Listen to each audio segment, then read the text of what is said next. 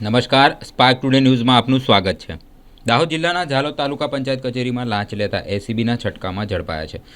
ઝાલોદ તાલુકા પંચાયત કચેરીમાં ફરજ બજાવતા મનરેગા શાખાના બળવંત લબાના ₹17,000ની લાંચ લેતા એસીબીના રંગે હાથે ઝડપાયા છે। અગાઉ પણ ફતેપુરા તાલુકા પંચાયત કચેરીમાં કરોડો રૂપિયાની કૌભાંડમાં નામ ચડ્યું હતું। એસીબીના હાથે ઝાલોદ તાલુકા પંચાયત કચેરીમાં ₹17,000ની લાંચ લેતા રંગે હાથે ઝડપાયા છે।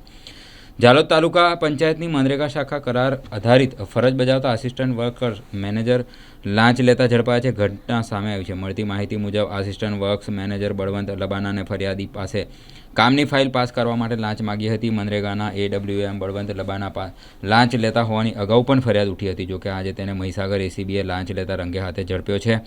ઝાલોદ તાલુકા પંચાયતની મનરેગા શાખામાં કરાર આધારિત ફરજ બજાવતો આસિસ્ટન્ટ વર્ક્સ મેનેજર બળવંત લબાનાને ફરિયાદી પાસે કામની ફાઇલ પાસ કરાવવા માટે લાંચ માંગી હતી। જોકે ફરિયાદી લાંચ માંગતા ન હોવાથી તેમણે મહીસાગર એસીબીને જાણ કરી હતી। આજે એસીબી બળવંત લબાનાને લાંચ સ્વીકારતા રંગે હાથે ઝડપી પાડ્યો છે। એસીબીના સપાટાથી લાંચિયા કર્મચારીઓમાં ફફડાટ જોવા મળી રહ્યો છે।